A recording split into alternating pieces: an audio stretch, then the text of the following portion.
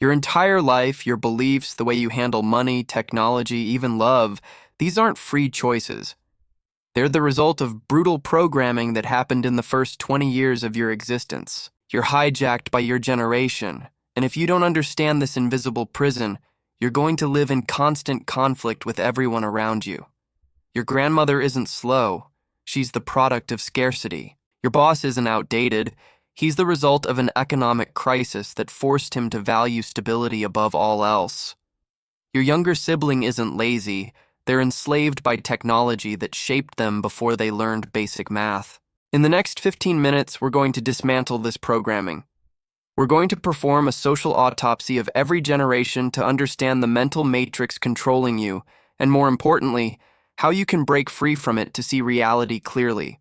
Let's start with the lost generation, born between 1883 and 1900. These people lived through times so turbulent that their programming is based on existential disillusionment. They grew up during the devastation of World War I and faced the Great Depression head-on. This generated deep cynicism. For them, technological progress was a cruel lie, a facade behind which there was only pain and loss. Their brains were programmed for survival, yes, but also for the bitter question, is progress worth it when life itself is so fragile? They were the first to feel the system's betrayal. Imagine being told that modern machinery would free humanity, only to watch those same machines slaughter millions in the trenches. That's not just disappointment, that's neurological rewiring. Their amygdala learned to associate innovation with death, progress with suffering. This generation became the philosophers of disillusionment, the writers who questioned everything, because their lived experience proved that the promise of civilization was a marketing lie. From those ashes emerged the greatest generation, born 1901 to 1927. These are the resilient ones, the people who matured before their time because they had no other choice. Their programming is relentless resilience and scarcity psychology. If you think you have problems today, imagine surviving the collapse of the world economy only to then face World War II, the largest war in history. This doesn't just generate fear, it creates intergenerational trauma.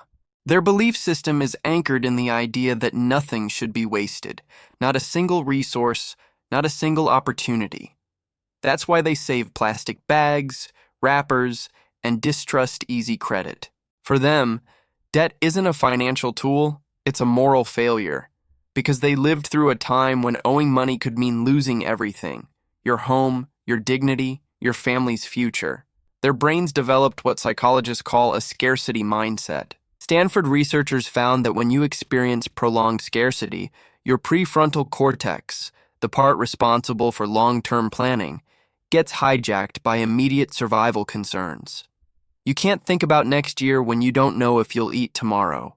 This generation learned to hoard, to save, to never trust that abundance would last, because in their formative years it never did. They watched neighbors lose farms, families split apart searching for work, children go hungry despite working parents. This carved a permanent groove in their neural pathways. Waste equals death, saving equals survival. When they tell you to finish your plate or turn off the lights, they're not being cheap. They're running a survival algorithm written in economic apocalypse. Then appears the mysterious silent generation, born 1928 to 1945. They're the masters of keeping a low profile, programmed for prudence, stability, and emotional repression above everything else. They grew up in the shadow of depression and war.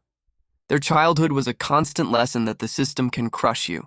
They lived under the constant threat of nuclear conflict, which reinforced their need to conform to social norms. Their code is, stay off the radar. This is a form of psychological defense. If you don't call attention to yourself, the crisis doesn't see you. While other generations protested, the silent preferred to keep their heads down and build a life under the system, respecting authority. This respect for authority isn't admiration. It's a survival mechanism learned from chaos. They watched what happened to people who spoke out, to dissidents, to those who challenged power. In McCarthy's America, in post-war Reconstruction, in the Cold War's shadow, silence wasn't weakness. It was strategic invisibility. Psychologists call this learned helplessness, but that's too simple. It's learned strategic compliance. Their emotional repression wasn't pathology, it was armor. They built the suburbs, created the corporate ladder, established the systems that would either enable or trap the generations that followed. And from that silence came the roar of the baby boomers, born between 1946 and 1964. They're the children of prosperity. Their programming is optimism, ambition, and the belief in the possibility of changing the world. Their psychology is based on perpetual expansion. They grew up with the idea that life would only get better, that their children would live better than them. They saw color television and man landing on the moon, feeling that technology and science would solve everything. They bought their first house young with a single income and achieved stability. But here's the neurological trap. When your formative years are defined by abundance and expansion, your brain develops what behavioral economists call optimism bias. You become neurologically incapable of processing decline. Daniel Kahneman's research on prospect theory shows that humans feel losses twice as intensely as equivalent gains. But boomers were programmed during a period of nothing but gains. Their economy expanded, technology advanced, rights expanded, opportunities multiplied. So when they hit middle age and the system started contracting, their brains literally couldn't process it. They experienced cognitive dissonance so severe that many still believe the old formulas work, that hard work guarantees success, that loyalty earns security, because accepting otherwise would mean admitting their entire worldview is obsolete. Their modern frustration is palpable. They don't understand why the old rules of hard work and loyalty no longer work in a system they themselves helped build. When you talk to them about the gig economy or climate crisis, their brain tells them it's a temporary problem or that it will be solved with new technology, because their internal code doesn't accept defeat or stagnation. They lived through civil rights victories, the fall of the Berlin Wall, technological miracles. Their dopamine pathways are wired for triumph. Failure doesn't compute, but here's where it gets disturbing. After that, we have Generation X, born between 1965 and 1980. They're the bridge generation. Their programming is independence, defensive cynicism, and self-sufficiency. They grew up in an environment of oil crises, high unemployment, and crucially, rising divorce rates. The traditional family system broke, and the state didn't come to their rescue. This forced them to be autonomous and distrust large institutions. They were the latchkey generation. They came home alone to watch television. Television was their babysitter. They live on the threshold between analog and digital. Their code is, do things yourself. The psychological impact of this cannot be overstated. Attachment theory tells us that children need consistent caregiving to develop secure attachment styles. Gen X got inconsistency. Working parents, broken homes, institutional failure. So they developed what psychologists call anxious avoidant attachment. They want connection but don't trust it.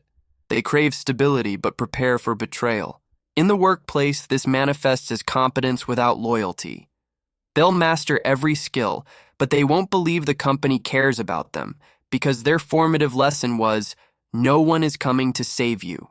In the 90s, they faced an existential crisis, temporary and meaningless jobs despite their degrees. This fueled grunge culture, ennui, and the need to sublimate suffering. Kurt Cobain became their prophet, not because he had answers, but because he articulated the emptiness they felt. The system promised them prosperity if they followed the rules. They followed the rules, the prosperity never came. That's not just disappointment, that's betrayal trauma. At work, they prefer autonomy, distrust hierarchies, and demand that labor has meaning. They don't seek fame. They seek authenticity, because they know fame is as fleeting as an MTV song. They're the generation that built the internet infrastructure, created the tools for the digital revolution, but got none of the credit and little of the wealth. Next, the Millennials, Generation Y, born between 1981 and 1996. They're the first truly digital generation, programmed for adaptability and experience. They lived through 9/11 and the 2008 financial crisis, which pulverized the economic promises made to them. Their programming collapsed. The system told them, study, go into debt, and you'll be rich. But reality showed them the opposite. The average millennial graduated with over $30,000 in student debt into the worst job market since the Great Depression. Let that sink in. They did everything right. They got the degrees, the internships, the credentials, and the system responded with unpaid internships, gig economy exploitation, and housing prices that required dual incomes to afford a one-bedroom apartment. Behavioral economics research shows that when expectations are violated this dramatically, brains don't just adjust, they revolt. Millennials became the first generation to actively reject the ownership model. Not because they're lazy, but because their neural reward systems learned that ownership is a trap. This forced them to prioritize travel and experience over possession. Their current frustration is the clash between the promise of technology and a harsh economic reality. They're wired for inclusion and social change, but carry a backpack full of debt. They invented the sharing economy not as innovation, but as survival strategy. They're the generation that introduced purpose-driven work as a requirement, because they've seen that working just for money doesn't work. When you can't afford a house anyway, when retirement seems like a fantasy, when the planet is burning, suddenly purpose becomes the only currency that matters. They're not entitled, they're traumatized by broken promises. We arrive at Generation Z, Centennials, born between 1997 and 2012. They're pure digital natives, programmed for omnipresent connectivity and immediacy. Their brains were shaped by TikTok and YouTube algorithms. They've never known a world without Wi-Fi. Their language is memes and micro-content. Technology isn't a tool, it's a natural extension of themselves. They're experts at handling multiple screens and value diversity and inclusion. But here comes the trap, and this is the darkest part of their programming. Their dopamine system is the most vulnerable to the hijacking of immediacy. There's a silent epidemic of attention deficit. They're exposed to information oversaturation that reduces their capacity for concentration. Neuroscientist Anna Lemke's research on dopamine shows that constant stimulation creates tolerance. Just like a drug addict needs higher doses, Gen Z needs faster content, brighter colors, more shocking revelations just to feel normal engagement. The average attention span has dropped from 12 seconds in 2000 to 8 seconds today. That's less than a goldfish. The risk of hyperconnectivity isn't just distraction, but the deterioration of mental health, anxiety, depression, and the constant need for approval, marked by likes and comparison with unreal lives. Instagram became a laboratory for social comparison theory gone toxic. Every scroll shows you someone prettier, richer, happier, more successful. Your brain's anterior cingulate cortex, which processes social pain, lights up exactly the same way as physical pain. Gen Z is experiencing chronic social pain, and the algorithm profits from it. The hijacking of attention by social networks is the real drama of Generation Z. They're the first generation whose childhood was monetized, whose insecurities were turned into data points, whose neural development happened under algorithmic surveillance. Let me show you something. Now let's look at the near future. Generation Alpha, born from 2013 onwards, their programming is total technological immersion and augmented reality. Artificial intelligence is their norm. Their brains will be wired to interact with interfaces that have no physical body, which poses an existential challenge for differentiation between what's real and what's virtual. If you ask them to imagine a world without Wi-Fi, they'll ask if that means playing with plastic toys that don't need chargers. They're already growing up with AI assistants, with virtual reality classrooms, with parents who document their entire lives on social media before they can consent. By age 5, the average alpha child has 1,500 images of themselves online. They didn't choose this. Their digital footprint was created for them. They'll grow up solving global problems with apps and software, yes, but they'll also grow up never knowing privacy, never experiencing boredom, never developing the patience required for deep work. And finally, the futuristic theory, Generation Beta, being born from 2026. This is the cohort that will live until the 22nd century. Their programming is constant adaptability and responsible technological integration. They'll be raised by millennial or Gen Z parents, which suggests more conscious digital education with limits and a focus on security. Their mentality will be perpetual growth and risk tolerance. AI will be their playmate and co-worker. Their wealth, surprisingly, won't be concentrated in high-income countries, and they'll be the most urban generation in history. They'll grow up with implanted gadgets, and their reality will intertwine with technology to the point of being indistinguishable. The question isn't whether they'll merge with technology, but whether they'll retain anything recognizably human in the process. Pause. Think about your last argument with someone from a different generation. That wasn't just disagreement, that was code warfare. To rewrite the code, you must understand how these programs manifest in daily reality. Think about the workplace battlefield. When a baby boomer or Gen X accuses you of lack of commitment, they're not attacking you. They're defending the survival code they learned during scarcity. For the boomer, work isn't just a means, it's a sacrifice that guarantees stability. Their brain associates long hours and corporate loyalty with the success and security their parents fought to obtain. When they see you leave at 5 p.m., their amygdala fires a threat response. Not because you're doing something wrong, but because their programming says leaving early equals instability equals danger. Now contrast it with the Millennial or Gen Z. When they demand flexibility, purpose, or work-life balance, their brain is fleeing from an error code, the failure of stability. They saw their boomer parents be loyal to companies that later fired them in recessions.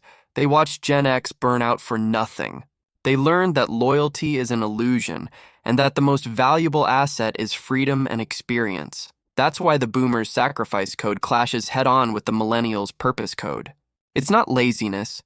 It's a different defense mechanism against the same reality of economic instability. This clash crystallized in the viral phenomenon, "Okay." This wasn't a simple insult. It was Gen Z and millennials saying in one phrase, "Your code is obsolete and it's interfering with my ability to solve current problems." It's technology, in this case social networks, empowering younger generations to challenge the rigidity of their elders' programming. It's a cry of, "Your trauma is not my reality, but be careful." By invalidating a code, you risk ignoring the value of resilience and patience, two virtues their predecessors were forced to master. Here's a real example. A Gen Z employee asks for mental health days. The boomer manager sees weakness, but let's decode this. The boomer was programmed when mental health wasn't discussed, when you worked through pain, when showing vulnerability meant losing your job. Their cortisol levels trained them that survival requires suppression. The Gen Z employee was programmed in an era of therapy normalization, of understanding that burnout is real, of research showing that ignoring mental health destroys productivity. Same workplace, two completely different survival algorithms. Remember earlier when I said your generation hijacked you? I lied. It's worse than that.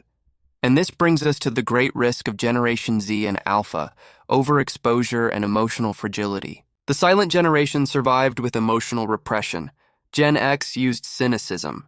But Gen Z doesn't have those filters. Their code is exposed and vulnerable. The dopamine hijacking is their war wound. The brain, constantly stimulated by notifications, likes, and immediacy, loses the capacity to tolerate boredom and frustration. Dr. Anna Lemke at Stanford found that chronic dopamine stimulation creates a deficit state. Your baseline drops. What used to bring joy now brings nothing. You need more stimulation just to feel normal. This is why Gen Z reports higher rates of anhedonia, the inability to feel pleasure, than any previous generation. Not because they're weaker, but because their neurochemistry was hacked before they developed defenses. The loss of deep attention and increased anxiety aren't moral failures. They're the direct neurological consequence of social media architecture. We're losing essential cognitive skills like paused reflection and complex empathy because they're slow codes that the algorithm has decided to discard. MIT research shows that misinformation spreads 6 times faster than truth on Twitter. Why? Because our brains are wired for novelty and threat. The algorithm learned to exploit this. Gen Z's brain development happened inside this exploitation machine. For Generation Beta, the game will be even more complex. They'll grow up without distinguishing reality from hologram. If Generation Alpha struggles to disconnect the iPad, Beta will struggle to know where the metaverse ends and the self begins. Philosophers call this the simulation problem, but for Beta, it won't be philosophical. It'll be developmental. How do you form identity when half your interactions are with AI? How do you develop empathy when you can't tell human from algorithm? Their salvation will be the responsible digital education that their Gen Z and millennial parents will give them, actively seeking to deprogram the addiction and foster growth mindset and constant adaptability. But here's the challenge.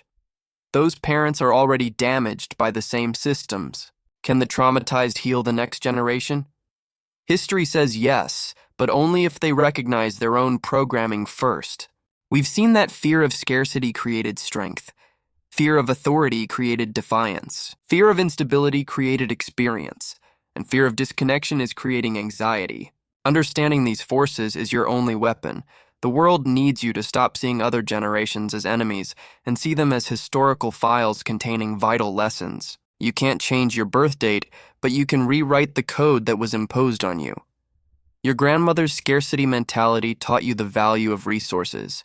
Your parents' loyalty taught you what not to repeat. Your younger sibling's anxiety is showing you the cost of constant connection. Each generation is a case study in adaptation, and you have access to all of them. The question isn't which generation is right. The question is which lessons you're going to extract and which codes you're going to delete. Here's your defense protocol. First, recognize your own programming. What beliefs do you hold that you never chose? What fears drive your decisions that came from your era, not your experience? Second, study the code of other generations with empathy, not judgment. That boomer isn't stubborn, they're running scarcity protocols. That Gen Z isn't fragile, they're operating in a dopamine deficit state. Third, consciously override when your programming conflicts with reality. Your gut reaction is generational code. Your conscious choice is freedom. What program are you going to deactivate today? Share this with someone from a different generation. Not to prove them wrong, but to start understanding why they see the world the way they do. Subscribe to see the pattern no one else is showing you, and leave a comment telling me which generational code controls you most. Question everything. Discover the truth. Wake up.